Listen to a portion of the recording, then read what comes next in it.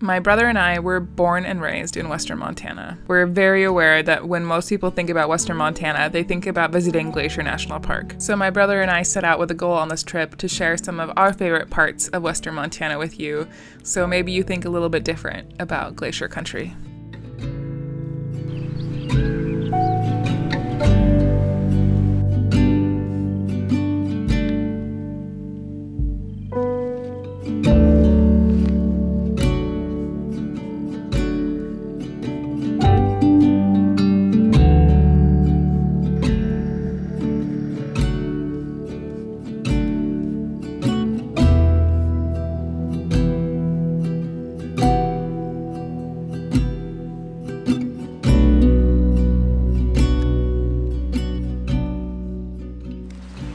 Good morning, beautiful people. If you're new here, my name is Zito, and this is my brother Gary. We had a lovely night here at this campsite outside of Helena, and today I think the goal is to get to Butte. We're going to ride a short section of the Continental Divide Trail, and we're going to pack up camp and get moving on down the road. We're having a slow morning. Actually, I think we've had like a slow trip so far. It's been kind of nice. Doing short mileage days, being able to take our sweet time doing stuff. But we're going to get packed up. Maybe hit the road sooner or later. Sometime. This tour of Montana wouldn't have been possible without this video sponsor, Revzilla, the best online resource for motorcycle parts, accessories, and riding gear. You can find a full list of all of the riding gear that I use in this video in a link in the description.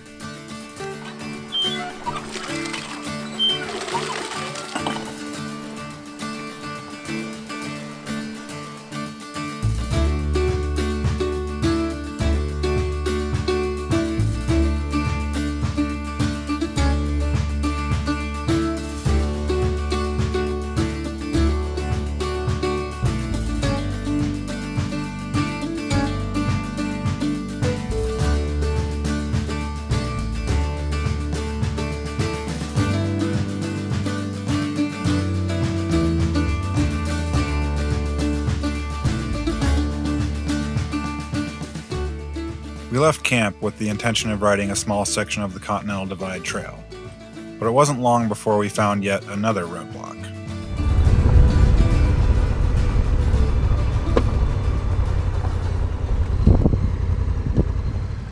Well, that didn't take long. Let's go see if it goes through.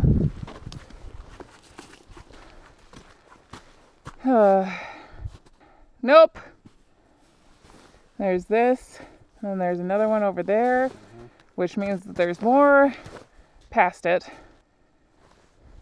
We tried. Foiled again.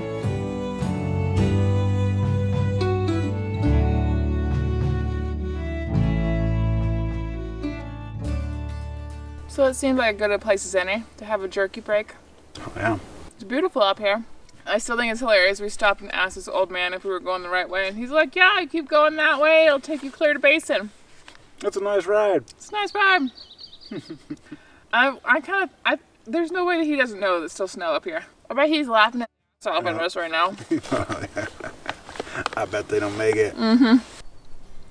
The pasties are calling me.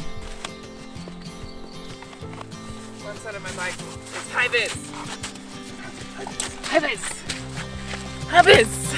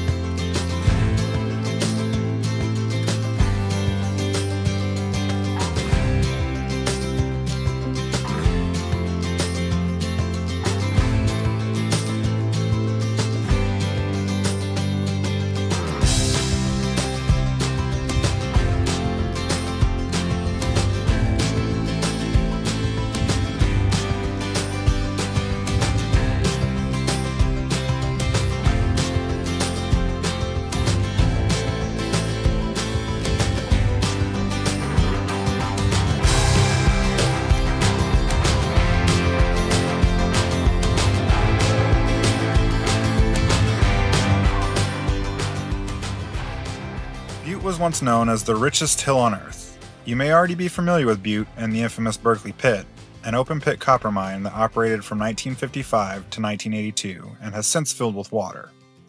For an admission fee, you can gaze at the pit from a viewing stand from March until November. However, Butte's mining history goes much deeper and is arguably more interesting. The town began as a mining camp in the 1860s and still preserves the uptown Victorian businesses and stately mansions. The Butte Trolley takes visitors on tours through many of the historic sites in the summer. Once we rolled into town, we made our customary pit stop to pick ourselves up some Cornish pasties before heading over to a hotel so that we could charge up all of our gear and get ready for the next day.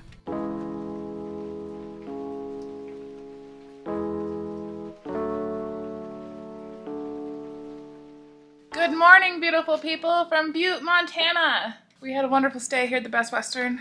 Always worth it. As always, we wait until the last possible moment to get out of a hotel room. We paid for it. I'm getting my full time. But I think we're going to explore Butte today, and then we're going to head towards Ennis, Montana. It's this tiny little town, because we heard the fishing was good. But first, we got to get this whole show on the road.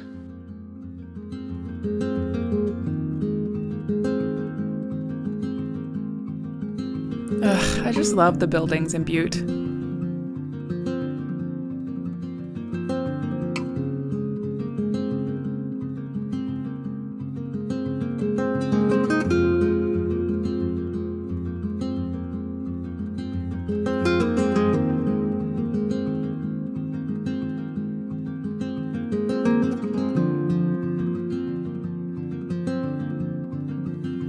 The World Museum of Mining was founded in 1963 to preserve the legacy of mining and related social and cultural heritage of Butte.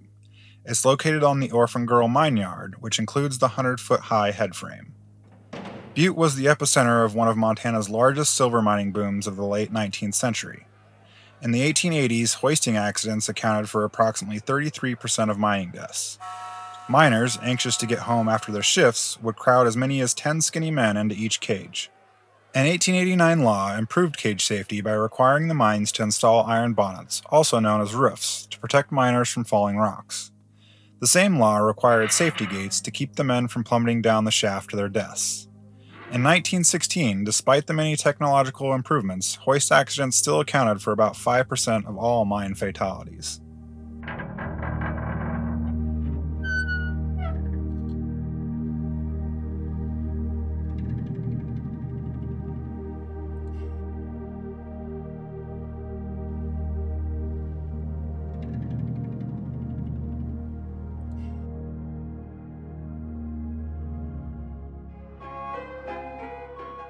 Where there is money, people will follow.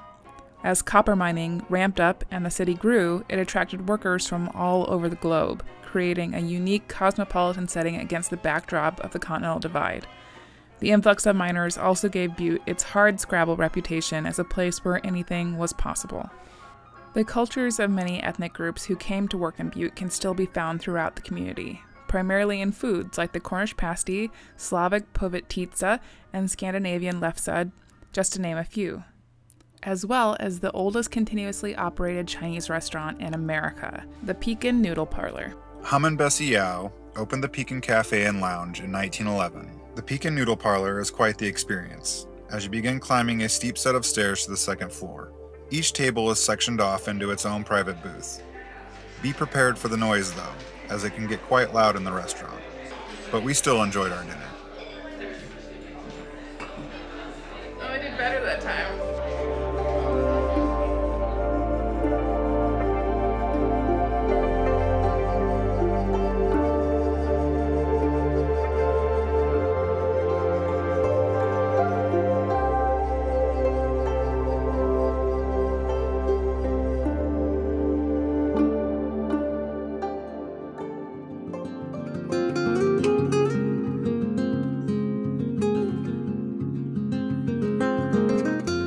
After dinner, we said a reluctant goodbye to the beautiful Butte and headed south towards Ennis, Montana to find ourselves a campsite for the night.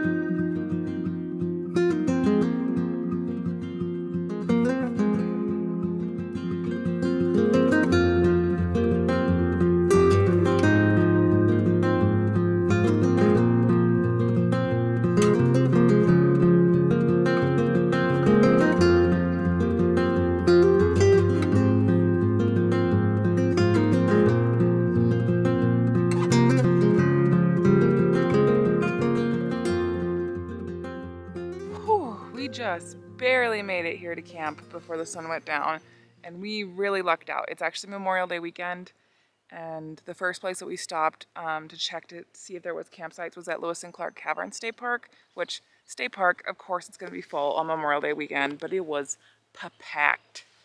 And we stopped here at a fishing access that has camping, and we super lucked out. Not only did we find a nice flat campsite, but we also just saw a moose. It was so cool. Anyway, I'm going to use what's left of this twilight to put up my tent.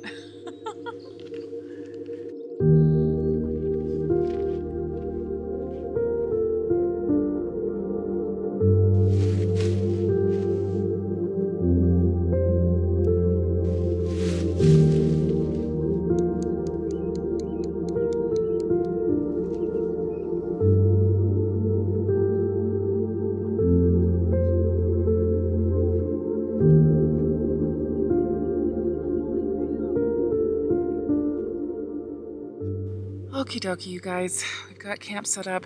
It is very cloudy outside. It might rain again later tonight, but I feel so fortunate to have found this site that we got here without it raining on us, and it was a good day. It was an excellent, excellent day. So I think I'm going to end this video here.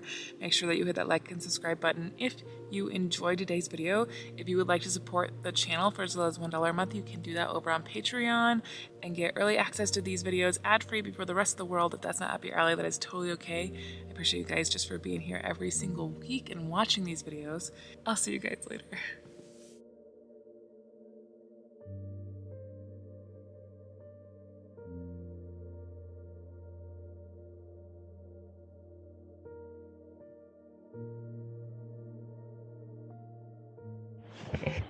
Oh, well, that was entirely creepy. Like, walking in and your shadow, like, reveals the lady's face. You're just like, oh my god, it's me. Oh.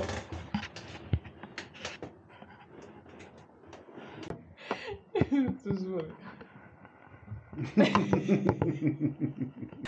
What is the best animal entertainment that you have witnessed at camp? There's a pair of crows that have been flying around this campsite, and the poor guy next door, they come in and they hop around his picnic table, and then they try to harass him in his truck, and he just ignores them. But it's pretty hilarious. They're like a little pair of mafia bosses. Like, pay us for your site. Yes. Pay the fee. Pay the fee, man. The food advisory was for the crows. The food advisory was for the crows. Not the bears. Not the bears. It was absolutely for the crows.